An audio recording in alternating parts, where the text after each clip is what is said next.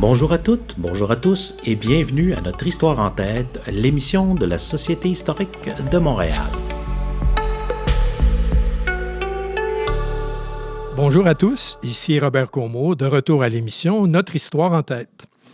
Nous avons le plaisir aujourd'hui de recevoir à notre studio l'universitaire de carrière et écrivain Claude Corbeau, qui a été recteur de l'UQAM pendant 3 mandats de 5 ans. Les 2 premiers de 86 à 1996 et un 3e mandat de 2008 à 2013.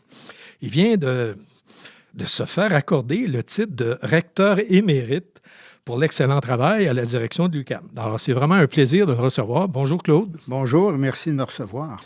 Alors, Claude Corbeau a été docteur en philo. Vous avez été professeur de sciences politiques à l'UQAM dès 1969, impliqué dans diverses tâches administratives avant d'aboutir au rectorat.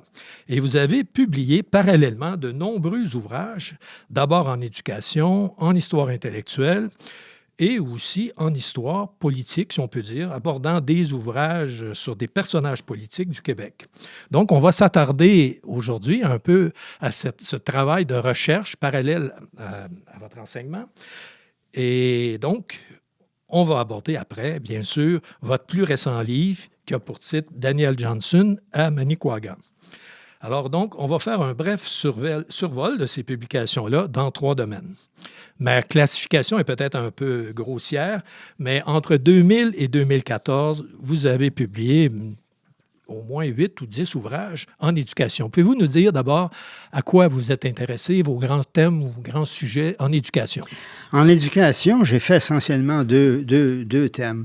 D'une part, pour des raisons professionnelles, puisque je donnais un cours sur l'histoire et la politique d'éducation au Québec, j'ai développé des anthologies de textes. Une anthologie du rapport Parent, une anthologie du rapport Rioux, une anthologie des débats sur l'éducation au Québec depuis 1945 et une anthologie sur l'idée d'université. Alors ça, c'est un travail donc de rendre accessibles des textes qui, au moment où je les ai mis en anthologie, n'étaient pas facilement disponibles. C'est un premier bloc. Un deuxième bloc, c'est la réflexion sur le cours classique québécois. Moi, je suis d'une génération qui a fait le cours classique au complet, mais en période de changement. Alors, j'ai fait ça en 3 étapes. Dans un premier temps, j'ai étudié comment des hommes québécois qui avaient fait le cours classique entre 1875 et 1960, comment ils se le représentent dans leurs mémoires, dans leurs écrits autobiographiques. Un deuxième essai... Mais comment vous avez fait ça? En étudiant leur autobiographie? Oui, je me suis constitué un corpus d'une 100aine de textes autobiographiques, mémoires, souvenirs, autobiographie en bonne et due forme.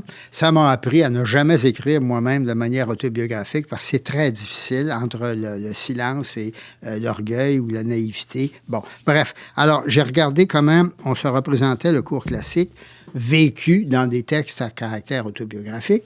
Dans un deuxième temps, j'ai regardé, puisque j'étais allé chez les Jésuites du Collège Brébeuf, j'ai regardé comment les Jésuites, après la Deuxième Guerre mondiale, concevaient le cours classique. Ils étaient héritiers d'une longue tradition, mais il fallait moderniser, l'ajuster aux besoins du milieu du 20e siècle. Et dans un troisième temps, j'ai écrit un ouvrage qui s'intitule « Au crépuscule du cours classique québécois » et qui montre comment, entre mon arrivée au cours classique en 1956 et ma sortie en 1964, on est passé d'un monde pédagogique à un autre complètement différent. Alors ça, c'est le bloc sur le cours classique. Moi, j'ai trouvé ça intéressant, non pas par nostalgie, non pas pour essayer de réanimer l'idéal du cours classique, mais pour essayer de montrer les origines intellectuelles d'un certain nombre de générations québécoises. Comme du reste, mes anthologies visaient à faire voir comment on avait beaucoup débattu de questions d'éducation au Québec à partir de 1945 en particulier. De mémoire, il me vient 2 titres. Oui. Un sur Noël Vallerand. Oui. Vous avez réédité des textes de Noël Vallerand. Oui. Et vous avez aussi travaillé sur l'idée d'université, Oui. les conceptions d'université. Oui. Pouvez-vous parler de ces 2 ouvrages? Alors, écoutez, Noël Vallerand est un historien de formation qui a été professeur au Collège Sainte-Marie, qui a été professeur à l'Université du Québec à Montréal, qui a été vice-président à l'Université du Québec, qui a été sous-ministre de la Culture à Québec. Un personnage absolument fascinant, un homme de la Renaissance, flamboyant, intelligent, savant, cultivé. Et il s'est adonné à écrire sur l'éducation, notamment sur la place de l'art ou des arts dans l'institution universitaire. Avant l'arrivée de l'Université du Québec à Montréal en 1969, les arts étaient très peu présents dans l'institution universitaire québécoise. L'UQAM a intégré l'École des beaux-arts, l'UQAM a intégré l'École des arts appliqués, le graphisme, et Vallerand, au début des années 70, a réfléchi sur cette question. Moi, je trouvais ça intéressant de voir comment on pouvait situer l'art ou les arts dans la vie universitaire de plein droit. Alors, c'est pour ça que ça m'a attiré chez Vallerand. L'autre dossier, c'est, écoutez, je suis universitaire de carrière et à un moment donné, j'ai commencé à découvrir des textes sur l'idée d'université au Québec. Alors là, je me suis mis à fouiller et pour me rendre compte que les plus anciens textes sur l'université au Québec remontaient presque à la période des premières années de la conquête britannique. Et donc, j'ai fait une anthologie pour essayer de montrer comment l'idée d'université s'était développée au Québec. Dans le fond, j'ai découvert 4 ou 5 conceptions différentes de l'université théologique, l'université humaniste, l'université plutôt pragmatique. Il y a même des gens qui rêvaient d'une université complètement différente, l'université utopique. Alors, j'ai ramassé ça dans une anthologie pour rendre ces textes accessibles. Vous auriez pu être ministre de l'Éducation parce qu'il n'y a pas grand monde qui ont fait cette survol de toutes les idées, les réflexions, les débats en éducation. Il y a le rapport Rioux, d'ailleurs, qui rejoint un peu ce que Vallerand voilà. a fait. Alors, de Vallerand, je me suis rendu jusqu'à Rioux parce qu'on connaît des années 60 le rapport Parent. À la fin des années 60 se produit le rapport sur l'enseignement des arts au Québec par le sociologue Marcel Rioux avec le poète Fernand Ouellette et d'autres personnes. C'est un magnifique rapport qui n'a pas vraiment été très appliqué. Et donc, je suis plongé là-dedans. Puis comme il n'était pas trouvable dans les librairies, ben, j'ai voulu faire une anthologie, puis je l'ai réalisé. Par la suite, entre 2006 et 2017, vous avez publié 3 ouvrages collectifs, 3 grands collectifs en histoire intellectuelle. Pouvez-vous nous les présenter? Oui. Alors, ce sont des ouvrages collectifs de 2 natures différentes. 2 d'entre eux s'intitulent « Monuments intellectuels ». Alors, j'ai regardé à un moment donné ce qui s'était écrit au Québec dans différentes disciplines.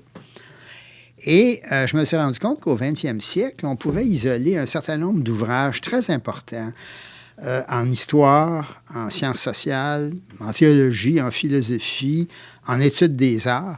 Et ça m'a permis de faire appel à 24 collaborateurs, je pense, pour préparer chacun un chapitre sur ces monuments intellectuels qui ont été développés par des gens qui ont travaillé au Québec.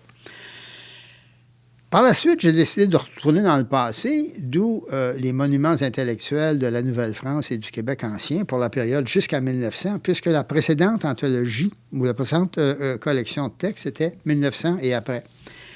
À chaque fois, j'ai fait appel à des collaborateurs en les choisissant selon leur expertise. Alors ça, c'est un premier morceau, les monuments intellectuels, qui illustre qu'il y a eu une vie intellectuelle au Québec, qu'il s'est produit au Québec des œuvres importantes, au moins dans le contexte de leur époque, et qui ont servi comme telles. J'ai une question. Est-ce que c'est lié à votre amour des vieux livres? Parce que je pense que vous êtes un collectionneur. Non, je ne suis pas vraiment collectionneur de vieux livres.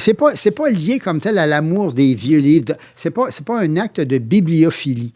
C'est un acte de reconnaissance du développement intellectuel ou d'ouvrages qui ont été des jalons importants dans le développement intellectuel du Québec. Donc, faire connaître aussi des œuvres, parce qu'il y a des œuvres là-dedans qui sont peu connues. Absolument. C'était l'objectif de faire découvrir aux gens d'aujourd'hui des ouvrages écrits depuis la Nouvelle-France, en quelque sorte, mais traitant du Québec ou au Québec, ou des ouvrages de sciences à valeur universelle, mais produits au Québec, pour montrer qu'il y a eu, malgré les années difficiles, malgré le développement relativement lent de l'enseignement supérieur au Québec, il y a eu une tradition intellectuelle, une tradition d'écriture. Une blague un peu, mais est-ce qu'aujourd'hui, vous pensez qu'il y a des oubliés, il y a des noms qui auraient Ah dû y oui, être? oui. Quand je repense surtout aux monuments intellectuels du 20e siècle, j'ai des regrets. Il y a des choses que j'aurais dû inclure, que je n'ai pas incluses. Puis, Allez-vous faire une mise à jour? Ah, mais ça dépend des éditeurs. Hein? Les éditeurs, ils ne sont pas très enthousiastes de ce genre d'ouvrage. Alors,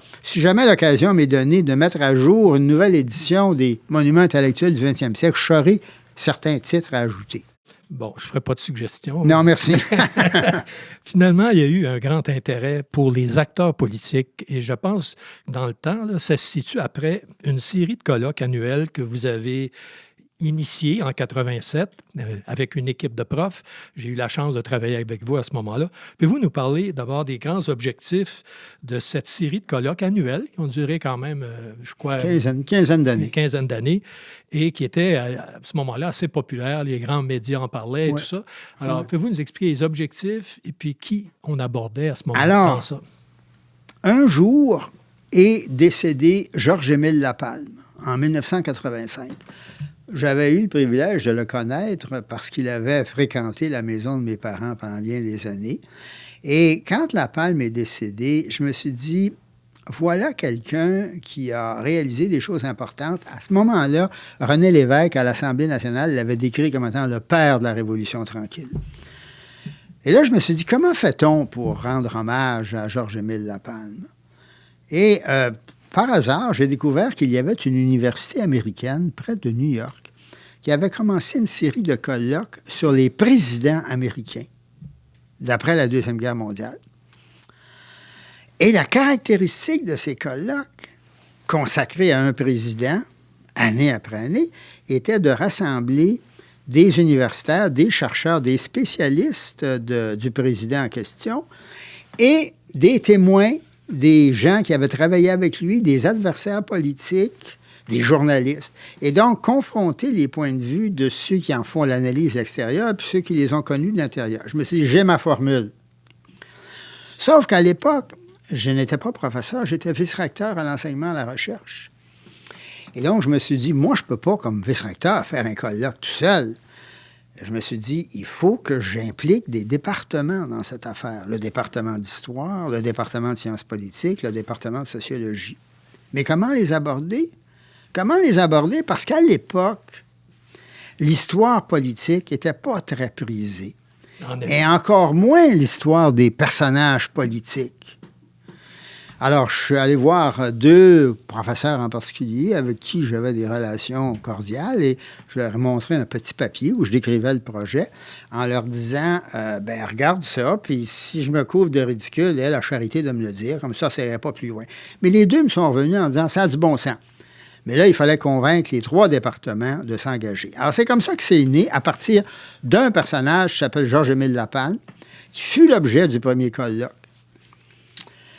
J'ai travaillé avec une équipe de professeurs, dont vous-même, à plusieurs reprises. On a établi une liste de personnages, Georges-Émile Lapalme, Jean Lesage, André Laurendeau, Daniel Johnson, Thérèse Casgrain, Robert Bourassa, René Lévesque. Et à un moment donné, on est basculé du côté des institutions, Hydro-Québec, Le Devoir, les syndicats. Bon, ainsi de suite.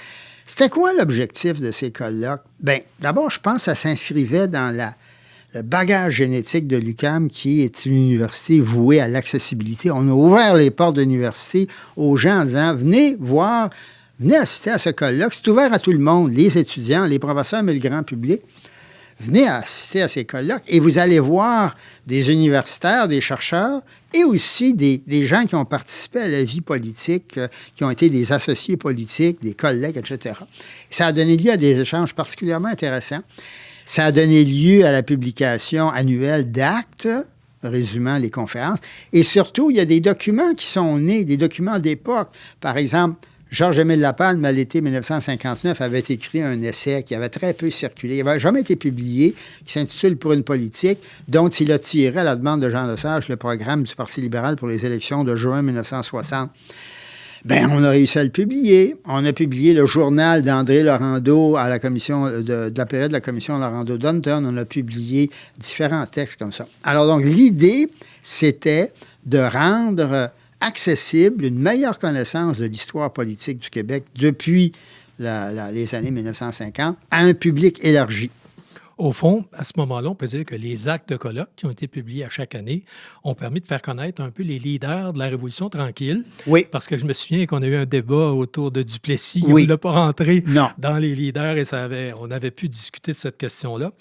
Et je vois que la question de la Révolution tranquille, c'est quelque chose qui vous intéresse parce que vous avez publié quelques années plus tard, 50 ans plus tard, un ouvrage aussi sur la Révolution tranquille avec, je pense, Guy Berthiaume. Oui. Alors, il y a eu un moment donné, alors que Guy Berthiaume était président directeur général de la Bibliothèque et Archives nationales du Québec, et alors que j'étais recteur du l'UQAM, nous avons convenu, puisque nos institutions étaient vraiment voisines, d'un côté de la rue à l'autre, d'un protocole de collaboration, et on s'est dit, à l'occasion de la Révolution tranquille, il faudrait en faire le bilan. Ça, c'était en 2010, ça faisait 50 ans. Bon, moi, je m'intéresse à la Révolution tranquille. Je me suis intéressé à la Révolution tranquille parce que ça a été des années de la fin de mon adolescence puis ma jeunesse. Ça a été des années de transformation du Québec.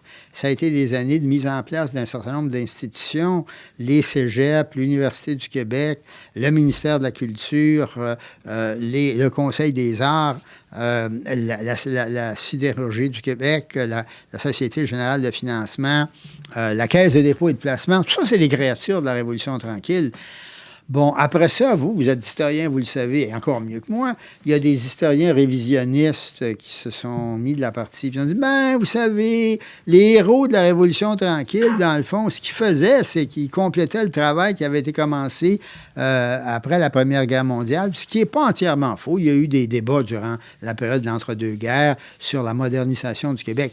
Mais il n'en demeure pas moins que le décès de Maurice Duplessis en septembre 1959, celui de Paul Sauvé en décembre 1959, l'élection du Parti libéral de Jean Lesage avec René Lévesque, avec Georges-Émile Lapalme, avec Paul Gérin-Lajoie en 1960, ça a amené un certain nombre de transformations dans les institutions, dans la culture, dans les mentalités au Québec. C'est la Révolution tranquille. Moi, je me suis intéressé à ça parce que ça faisait partie de ma vie de jeune homme.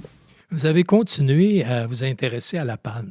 Je crois que vous avez publié un ou deux autres ouvrages sur ses écrits politiques de 45 à 80, quelque chose comme ça. Oui. Pouvez-vous nous parler de ces deux ouvrages, je crois, sur Oui. Lapalme? Alors, dans un premier temps, j'ai produit une anthologie de discours et d'écrits de Georges-Émile Lapalme sur les enjeux politiques. Il est devenu chef du Parti libéral du Québec en 1950. Et il a fait des conférences radiophoniques, il a fait des tournées provinciales, il a intervenu beaucoup sur la place publique, il a été élu député, chef de l'opposition, il est intervenu en Chambre.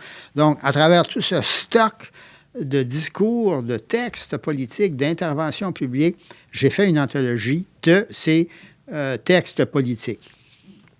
Curieusement, en 1947, si ma mémoire est bonne, Georges-Émile Lapalme, qui était à ce moment-là député à Ottawa, s'est associé, député de Joliette à Ottawa, s'est associé à deux autres personnages pour créer un hebdomadaire intitulé Joliette Journal.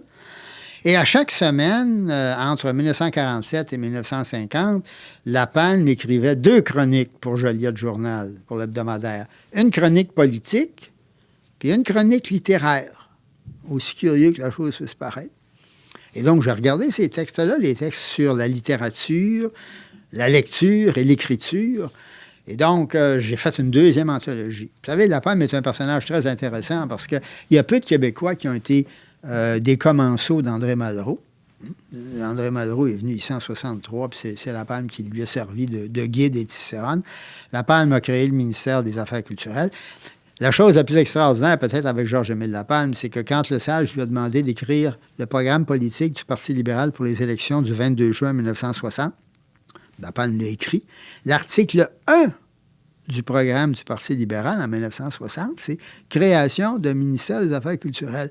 C'est assez spécial que le Québec, à peine sorti de l'époque de Duplessis, voit un parti politique affiché comme premier article de son programme électoral la création d'un ministère de la Culture. Alors donc, je pense que Lapalme est un personnage intéressant. C'est un personnage politique. c'est un lecteur, c'est un écrivain aussi. Et ça vous a amené aussi à publier sur Malraux, la visite de Malraux Ouais. Au Québec. Mais vous savez, publié chez VLB, je me souviens. Ouais. Vous savez, souvent, les choses que l'on écrit, c'est le résultat de démarches un peu accidentelles ou de trouvailles en cours de route. Je savais que Malraux était venu au Québec pendant une semaine en octobre 1963. Et un jour, en travaillant dans le fonds d'archives de Georges-Émile Lapalme, à l'UQAM, je découvre un énorme dossier sur la visite de Malraux au Québec. Il y avait les échanges de correspondance, il y avait les programmes successifs d'activité, il y avait des coupures de presse, il y avait des textes de Malraux. Et donc, je me suis dit, ma foi, on peut tirer quelque chose de ça. Et donc, j'ai colligé les textes des allocutions de Malraux pendant son séjour ici. Parce que je trouvais que c'était un passage un peu exceptionnel. Malraux, c'est le ministre de Gaulle. En septembre 1960, Georges-Émile Lapalme était à Paris, 3 mois après son élection. Il prenait des vacances avec sa conjointe et un couple d'amis. Et à travers cet ami, qui était un avocat d'affaires qui avait des clients français, Lapalme a réussi à avoir une entrevue rapidement avec André Malraux, qui était ministre d'État aux Affaires culturelles en France, sans passer par l'ambassade du Canada. Et c'est là qu'il lui a parlé de la volonté d'établir une maison du Québec à Paris, qui était un ancien projet de Lapalme. Il en avait parlé à chacune des débuts d'année pendant qu'il était chef de l'opposition. Alors donc, Malraux, c'est un personnage flamboyant du 20e siècle, c'est un personnage de légende, un peu mythomane.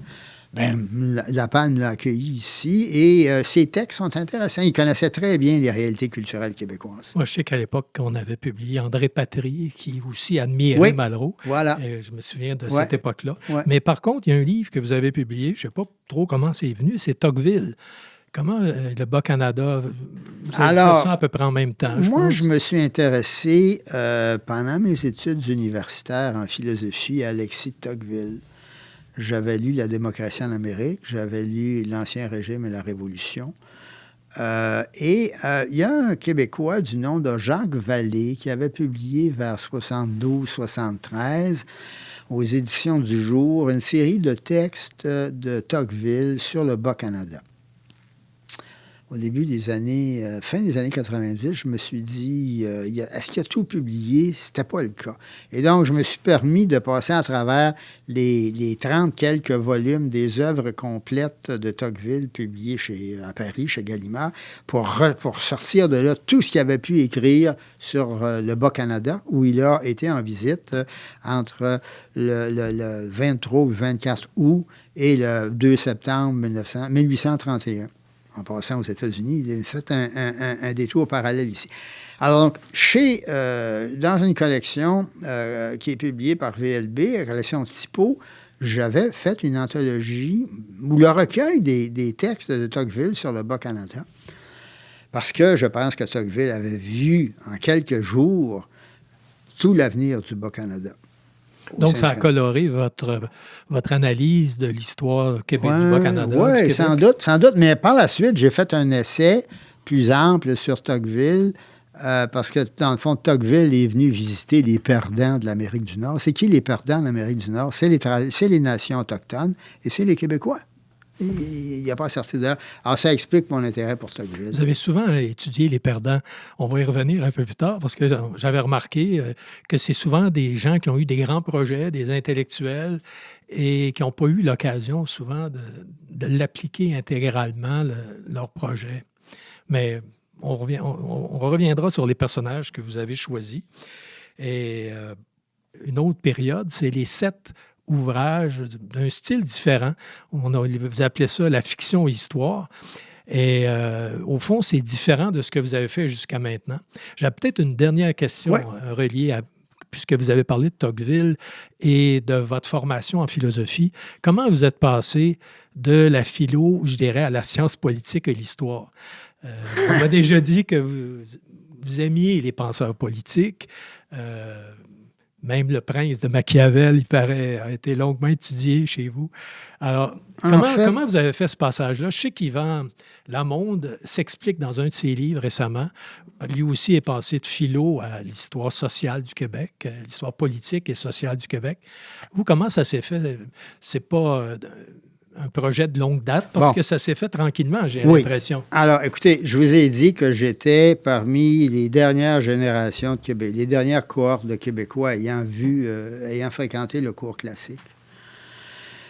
Au cours classique, particulièrement aux années de belles lettres et de rhétorique, c'est-à-dire l'équivalent fin secondaire d'aujourd'hui, première année de collège d'aujourd'hui, je me suis beaucoup intéressé à l'histoire, l'histoire mondiale. Puis on avait des cours d'histoire. Puis n'oubliez pas que chez les Jésuites, avec le latin et le grec, on retournait au début de la civilisation occidentale, en commençant par Homère, puis Virgile. On fait tout le trajet. Et j'avais le goût de faire de l'histoire. Et je pensais que j'irais en histoire à l'université. Mais j'ai découvert en cours de route la philosophie. Et c'est là que je suis passé à l'université en philosophie, après avoir fait aussi à Brébeuf, en fin de cours, l'équivalent d'une année à temps plein de sciences politiques. Alors, vous voyez, histoire, philosophie, sciences politiques. J'ai fait des études en philosophie.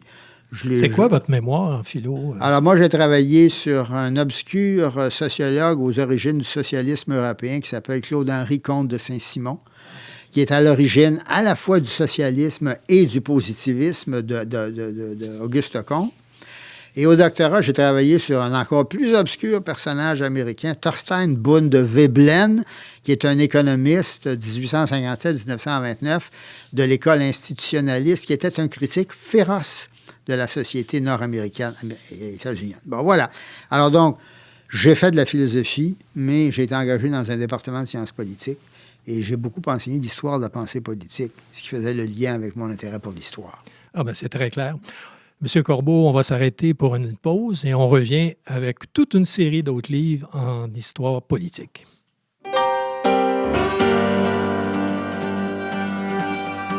Durham, c'est aujourd'hui que je m'adresse à vous pour vous faire mon rapport des nouvelles de nous. Car jadis vous pensiez qu'après la rébellion, vous aviez condamné les gens de ma nation.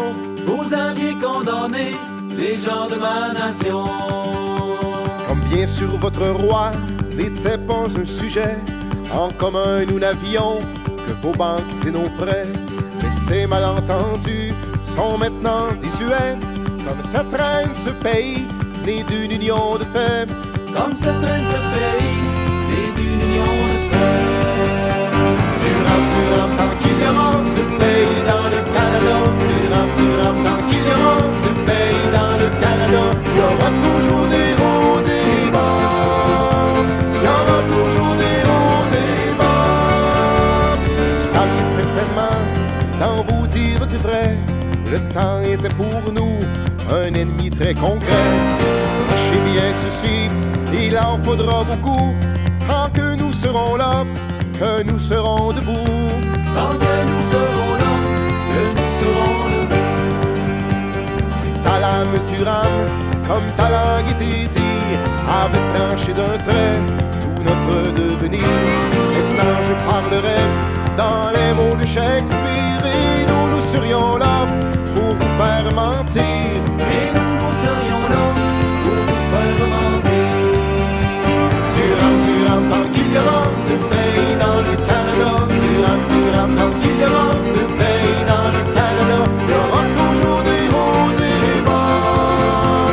Il y aura toujours des hauts, des bas.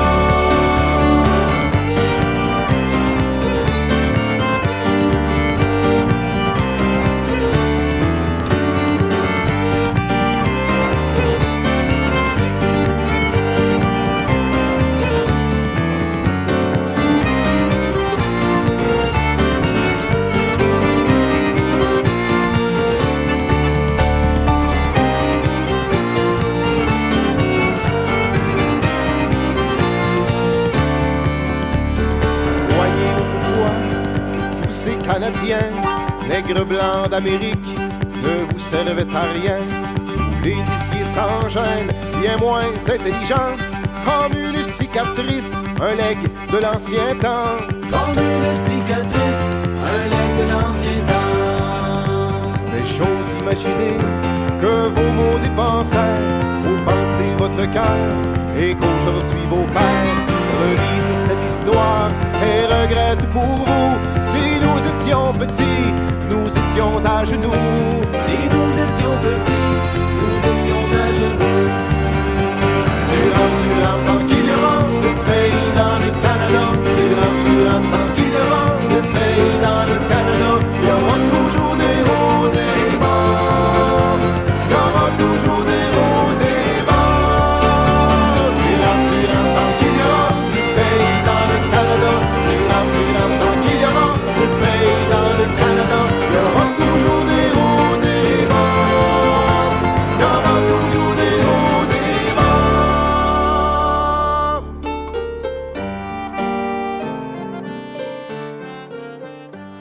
Donc, on a parlé de certains ouvrages, mais à un moment donné, vous avez décidé d'écrire la période du 19e siècle.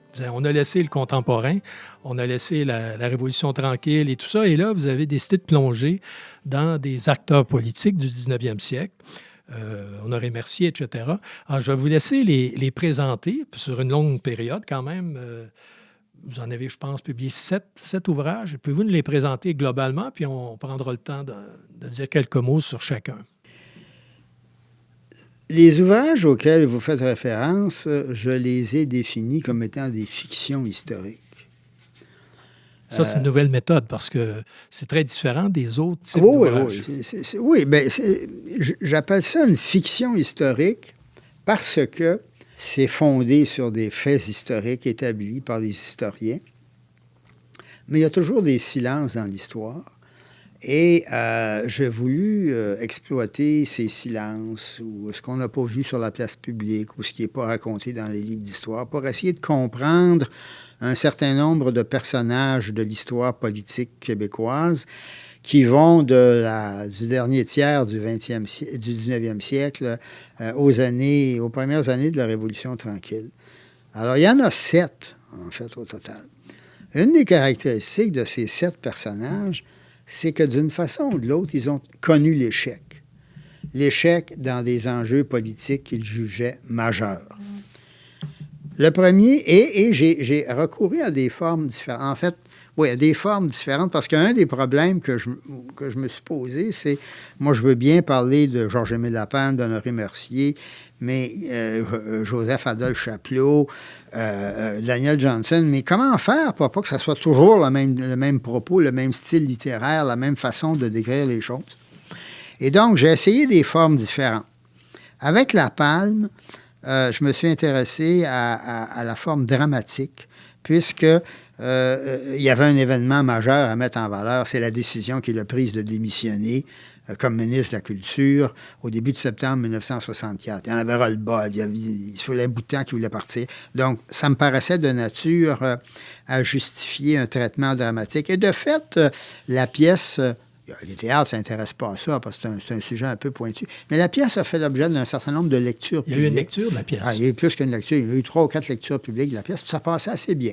Alors ça, c'est pour Lapalme. Attendez, ça s'appelait donc Passion et désenchantement du ministre Lapalme. Ouais. C'est un aspect très important de sa carrière, au fond. Passion pour la réforme politique, passion en particulier pour la langue française, passion pour la culture et l'identité québécoise, mais le désenchantement d'avoir créé un ministère de la Culture pour lequel on ne donnait pas de budget. Pouvez-vous rappeler l'incident qui a entraîné sa démission? Oui, bien, l'incident enfin, il y a un élément qui l'a vraiment ulcéré profondément, c'est que le ministère de la Culture achetait des œuvres d'art, des tableaux. Mais à l'époque, il existait au Québec le Conseil du Trésor qui contrôlait les dépenses des différents ministères pour s'assurer que ça entrait dans le budget qui leur était alloué. Et il y avait un personnage un peu sinistre du nom de Dolbeck qui était le patron du Conseil du Trésor. Et à un moment donné, Lapalme a voulu, ou les conseillers, les gens du ministère de la Culture avaient dit, Monsieur Lapalme, il faudra acheter tel ou tel tableau de Jean-Paul Riopelle pour mettre au Musée d'art contemporain. Bon, c'est un grand artiste, il est vendu à travers le monde. Il nous faut un Riopelle. 4 000 $ en chiffre de l'époque. Riopelle, s'il voyait ça aujourd'hui, rigolerait bien. Mais toujours est-il que les conseillers du ministère de la Culture font leur analyse, puis ils disent, voilà un tableau qu'on devrait acheter, Monsieur le ministre. Puis là, ils envoient la réquisition au Conseil du Trésor, puis avec une photo du tableau. Puis là, le Conseil du Trésor, le patron du Conseil du Trésor dit, on va payer 4 000 $ pour ça. Ma femme peut faire un dessin pareil dans un après-midi à rien faire. Alors ça avait vraiment mis... enragé Lapalme. Mais il avait souffert pendant un bon bout. Il voulait partir en 1963. Il est resté 1 an pour avoir la visite de Malraux. Finalement, il est parti. Et Lapalme est sorti de la politique très amer, très aigri. À ses yeux, il avait échoué. C'est pas si évident que ça, parce que quand on regarde le bilan de cet homme-là, il a écrit le programme électoral de 1960. Il a créé et développé un ministère de la Culture.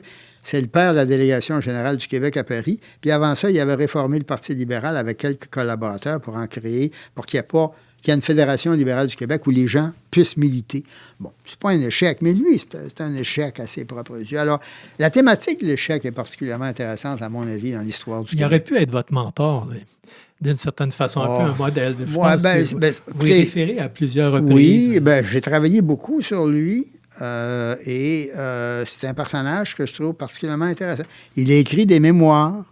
Il n'a pas engagé un scribe pour lui écrire les mémoires. Il les a écrits lui-même. 3 tomes de grande qualité. Moins bon à la fin qu'au début. Bon, bref. Puis en plus d'être progressiste, je pense qu'au moment de la rédaction des actes du colloque, on m'avait dit qu'au moment du référendum, il avait donné son appui. Il était peut-être plus nationaliste au moment de... Il dit quelque part que le Québec est une province qui a la stature et l'armature d'une nation. C'est un peu comme Moïse. Il n'est pas entré, je pense, dans la terre promise de la souveraineté. Mais je pense qu'il avait beaucoup d'estime pour René Lévesque, beaucoup de respect pour la probité, l'honnêteté, la rigueur de René Lévesque, le ménage dans le financement des partis politiques que René Lévesque avait accepté de faire. Et il ne faut pas oublier que lors du célèbre lac à l'épaule de la fin de l'été 1962, quand Lévesque essayait de convaincre Jean Lesage de nationaliser ce qui existait comme compagnie privée d'hydroélectricité au Québec, Lesage est intervenu dans le débat, puis je pense qu'il a apporté l'appui décisif à Lévesque. Alors, il ne s'est pas prononcé lors du référendum, à ma connaissance, mais je pense qu'il était sympathique à l'idée de trouver un cadre qui améliorerait la position du Québec, je pense. En 2015, vous vous intéressez à Honoré Mercier, vous publiez ses discours, et en 2016, un ouvrage qui s'appelle « Honoré Mercier par lui-même » sous forme de fiction chez Delbussau, chez l'éditeur Delbussau.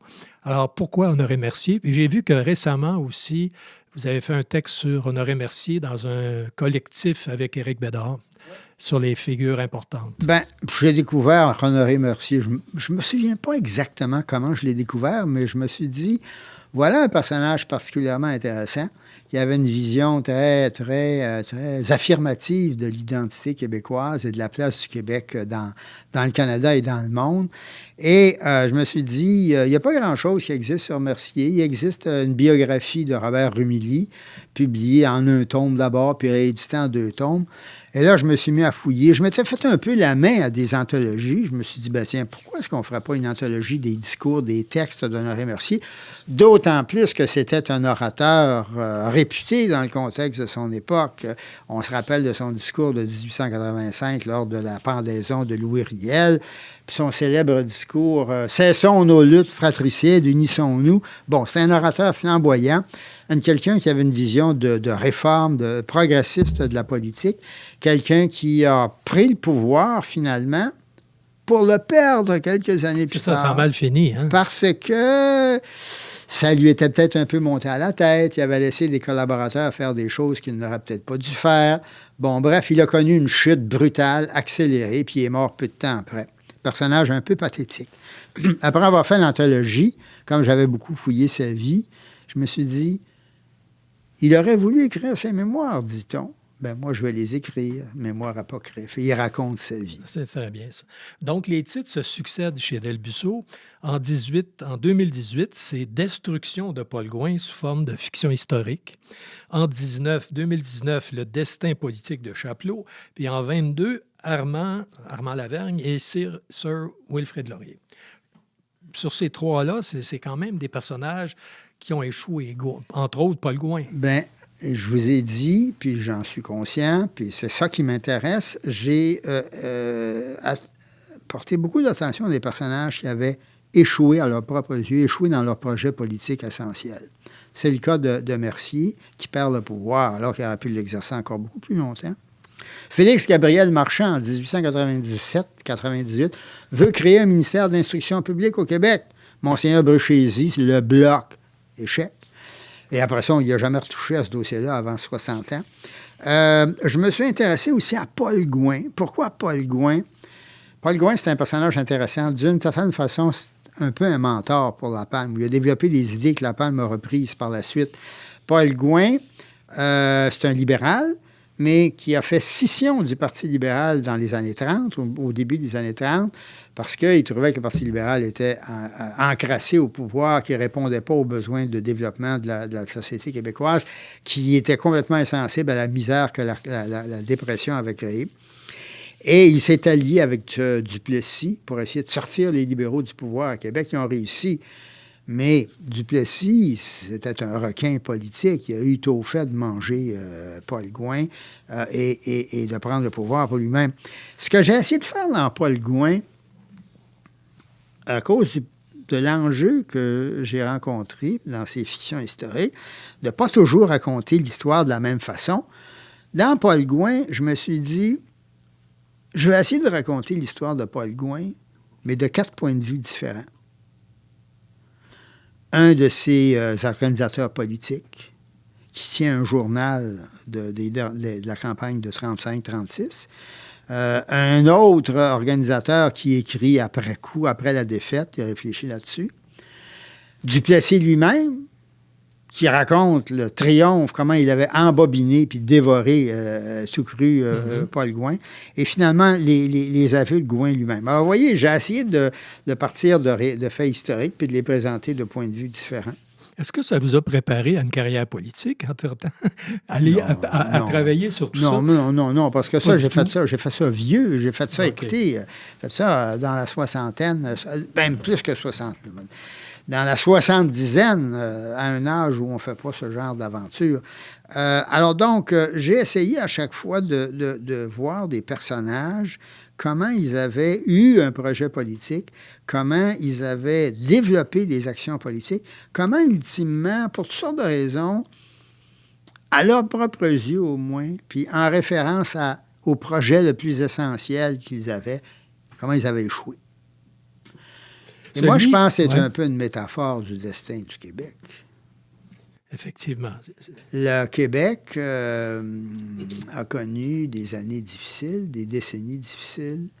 Dans le fond, le seul homme politique québécois qui est incontestablement réussi, c'est Pierre Elliott Trudeau.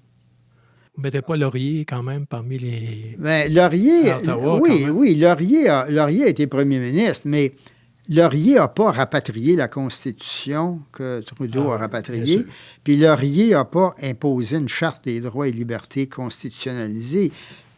Trudeau est le dernier des pères de la Confédération. C'est le dernier père du Canada. C'est le seul homme, c'est l'homme politique québécois qui, à l'échelle canadienne, a réussi de façon absolument exemplaire, plus que d'autres. Écoutez, René Lévesque a perdu un référendum. Jacques Parizeau a perdu un référendum. Georges-Émile Lapalme a quitté député de ne pas avoir les moyens de faire sa politique. Honoré Mercier s'est ruiné par l'intoxication du pouvoir, etc. Il n'y en a pas tellement qui ont grandement réussi. Et Duplessis lui-même a construit quelque chose qui a été balayé très rapidement dans les années qui ont suivi son décès. Fait que si on arrive à Daniel Johnson, à Manicouagan, le livre publié en 2024, c'est un peu aussi le drame du Québec. Je pense que c'est Cornélier qui a dit dans une critique, là, une présentation de votre livre, qu'on retrouvait là aussi tout le dilemme, la recherche de la dualité, comment on essaye de se faire reconnaître comme partenaire égal alors qu'on ne l'a pas. Parlez-nous donc de cet ouvrage de fiction. Vous essayez d'aller imaginer ce qu'il y avait dans la tête du premier ministre. Je vous ai dit, quand nous avons commencé à parler de ces fictions historiques, que c'était à la fois des fictions et des réalités historiques. C'est-à-dire, je travaille avec un matériau historique. Les faits doivent être respectés. Mais il y a des silences dans l'histoire, il y a des silences dans l'analyse qu'on fait de la carrière de certains personnages, et ça permet d'imaginer.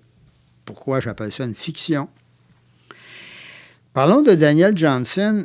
Dans la vie de Daniel Johnson, il se produit ce phénomène que dans la nuit du 25 au 26 septembre 1968, il est seul dans la chambre que Hydro-Québec a aménagée pour les dignitaires venus à l'inauguration du barrage de Manic 5.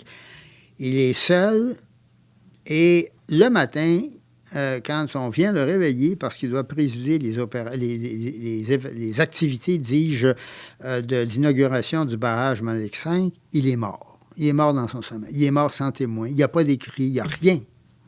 Son chef de cabinet est allé le reconduire à sa suite vers minuit, le 25 ou le 26, puis 6 heures après, 6 heures et demie après, on le trouve mort. Que s'est-il passé durant cette nuit? Bien, moi, j'ai imaginé que pour des raisons tenant au fait qu'au cours des mois précédents, il avait rencontré des échecs dans sa démarche de révision de la Constitution canadienne. J'ai imaginé que durant cette dernière nuit, à travers des périodes de sommeil, il a pu se mettre à réfléchir sur son cheminement des récentes années. Et pour constater que il avait proclamé que ce serait l'égalité au Canada ou l'indépendance, mais ce fut ni l'un ni l'autre. Il n'a pas gagné l'égalité, puis il n'a pas fait l'indépendance. Souvenez-vous, Daniel Johnson est un personnage intéressant parce que il a été formé à l'école du nationalisme traditionnel québécois d'avant la Révolution tranquille. Il a milité au sein de l'Union nationale. Il a été un protégé de Duplessis. Il a été ministre. Il a fait l'objet de caricatures très, très critiques quand on le présentait comme Danny Boy, une espèce de cowboy. Il n'y avait pas une grande stature d'homme politique. Non, il n'y avait pas une grande stature d'homme politique. Il n'y avait pas une grande stature d'homme d'État. Mais finalement, il y avait de l'ambition politique. Alors, il est devenu chef de l'Union nationale en 1961, alors que la valeur du parti était pas très élevée. Il a perdu l'élection de 1962 sur le thème de la nationalisation de l'électricité. Puis là, il a été dans l'opposition pendant quelques années, jusqu'en 1966. En 1965, il a tenu des grandes assises de l'Union nationale. C'est la première fois dans l'histoire de l'Union nationale qu'on faisait un vaste congrès avec des universitaires, des intellectuels, des gens qui venaient présenter des idées, des projets de réforme. Il avait demandé au jeune Marcel Mars, un jeune professeur d'histoire de Joliette, de préparer le congrès. Et il avait publié au même moment un ouvrage intitulé « Égalité ou indépendance », où il demandait une réforme de la Constitution canadienne. Il demandait que le Québec ait des pouvoirs particuliers comme foyer des Canadiens français du Canada. Il demandait donc un statut particulier, des pouvoirs particuliers. Et il est parti avec ça. Il a fait la campagne électorale de 1966. Il a gagné de justesse 40 sièges, c'est-à-dire 40 % du vote, 47 % pour les libéraux. Bon, mais il y avait une majorité de sièges, il a pris le pouvoir. Il avait fait sa campagne électorale de 1966 sur le dos des hauts fonctionnaires, dont ceux de l'Éducation, dont Arthur Tremblay en particulier, des hauts fonctionnaires que Lesage et compagnie avaient amenés au pouvoir pendant les années où ils y étaient eux-mêmes. Mais une des premières choses qu'il a faites quand il est devenu premier ministre, ça a été de garder tous ces hauts fonctionnaires. Ils ont tous gardés.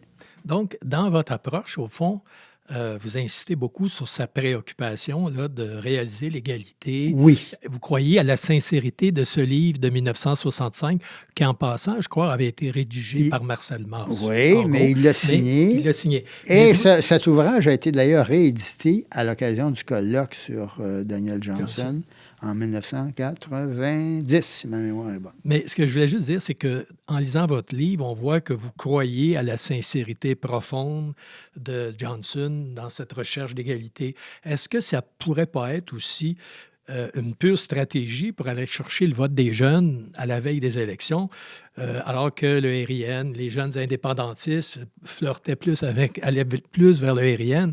Donc, vous semblez croire qu'il était profondément engagé dans cette recherche-là, alors que vous ne pouvez pas penser que ça peut être une stratégie? En tout cas, vous y donnez... On peut le penser. Et moi, je pense, pour ma part, que Daniel Johnson ne serait pas allé à l'indépendance. C'est ça, il connaissait trop le peuple québécois hésitant. Il ne serait pas allé jusqu'à l'indépendance, mais il était absolument résolu à obtenir un nouveau statut pour le Québec dans le cadre canadien. Autrement, les discours qu'il a tenus, les positions qu'il a prises à la conférence constitutionnelle de Toronto en novembre 1967 et à la conférence constitutionnelle de février 68, il était très clair. Il l'a dit, c'était la position officielle du Québec. Nous voulons une nouvelle constitution rédigée au Canada qui confère au Québec des pouvoirs particuliers puis un statut particulier de manière à assurer la protection et la survie à long terme de l'identité canadienne-française de l'époque. Il a frayé avec le général de Gaulle. Il a amené de Gaulle ici. De Gaulle a fait ce que vous savez. De Gaulle est allé beaucoup plus loin. De Gaulle était prêt à aller beaucoup plus loin. Mais dans votre livre, vous dites, vous attribuez la réflexion suivante à Johnson. J'aurais peut-être dû accepter la main tendue par de Gaulle. Est-ce que c'est pas plus du Corbeau que du Johnson en ce sens-là? Est-ce qu'il a regretté de ne pas être allé plus loin, de ne pas avoir... Je trouve que vous le mettez plus nationaliste qu'il l'a peut-être été. Écoutez, c'est une perception, là. Relisez oubliez l'essai Égalité ou indépendance, dans lequel il n'a pas démonisé la notion d'indépendance. Il n'a pas démonisé la notion d'indépendance au milieu des années 60. C'était déjà adopter une position un peu différente de l'establishment politique et de l'Union nationale et du Parti libéral de l'époque. Bon, mais si vous regardez les positions qu'il a présentées lors des conférences constitutionnelles... Les deux conférences. Hein? Oui. Il y a celle de Toronto. Celle de Toronto, c'était uniquement les premiers ministres provinciaux. Bien, il a dit exactement ce qu'il voulait. Une nouvelle constitution, un statut particulier pour le Québec, une meilleure protection de la langue française. Il n'a pas eu beaucoup de succès auprès de ses collègues premiers ministres. Il a tenu un discours absolument semblable lors de la conférence constitutionnelle de février 1968 à Ottawa, où Pierre Elliott Trudeau a dit non, non et non. On va faire une loi qui va protéger les droits linguistiques individuels des Canadiens français, mais il n'est pas question que le gouvernement du Québec se prenne pour le défenseur des Canadiens français d'un océan à l'autre. Alors donc, moi, je pense qu'il voulait un nouveau cadre constitutionnel à l'intérieur du Canada, mais pas la Constitution de 1867. On a le temps juste peut-être pour une dernière question. Est-ce que Johnson s'est exprimé clairement sur la possibilité que l'évêque réussisse son projet? Est-ce que ça aurait pu arriver ou est-ce qu'il s'est prononcé? Parce que vous avez sans doute lu là, tout ce qui était écrit. Écoutez, il a observé avec attention René Lévesque. Je pense qu'il pensait que René Lévesque pourrait aller loin. Ah bon. Parce qu'il trouvait que René Lévesque était un politicien particulièrement habile. On n'a pas le temps de continuer plus longuement. Je pense que ça aurait été fort intéressant de poursuivre sur Daniel Johnson, mais peut-être qu'on aura d'autres occasions. Est-ce que vous avez d'autres projets en vue, d'autres acteurs politiques qui vont écrire sur d'autres acteurs politiques? J'ai toujours eu comme pratique d'écrire d'abord puis d'en parler après, plutôt que d'en parler d'abord puis d'écrire après. Merci. On retrouve le sage Claude Corbeau. Alors, merci beaucoup, puis à une prochaine. Merci de m'avoir invité. Encore un jour à se lever, en même temps que le soleil, la face encore un peu poquée de mon 4 heures de sommeil. Je tire une coupe de puff de clope, job done pour les vitamines, puis un bon café à l'eau de mop, histoire de se donner meilleur mieux. Yeah.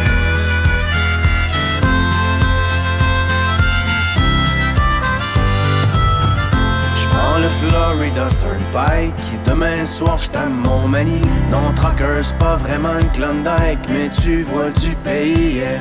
Surtout ça te fait réaliser que derrière les beaux paysages, y a tellement d'inégalités et de souffrance sur les visages. La question que je me pose tout le temps, mais comment font tous ces gens pour croire encore en la vie dans cette hypocrisie? C'est si triste que des fois, quand je rentre à la maison, puis que je parque mon vieux camion, je vois toute l'Amérique qui pleure dans mon rétroviseur.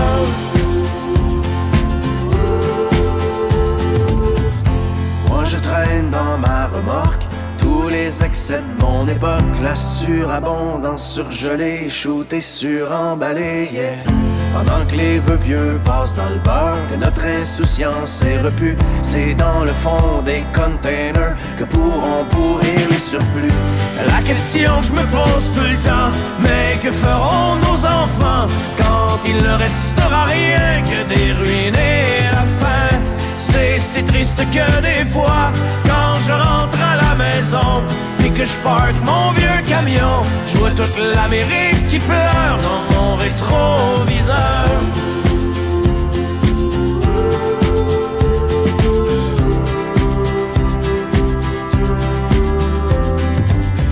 Sur l'Interstate 95, partent en fumée tous les rêves, un char en feu dans une bretelle, un accident mortel, yeah. Et au milieu de ce bouchon, pas de respect pour la mort, chacun son tour joue du klaxon, tellement pressé d'aller nulle part. La question que je me pose tout le temps, mais où s'en vont tous ces gens? Il y a tellement de chars partout, le monde est rendu fou. C'est si triste que des fois, quand je rentre à la maison et que je parque mon vieux...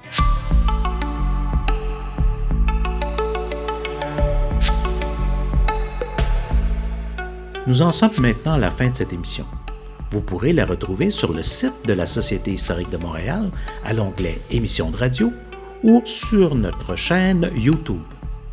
Nous vous invitons, si ce n'est déjà fait, à devenir membre de la Société historique de Montréal, ce qui nous permet de produire ces émissions.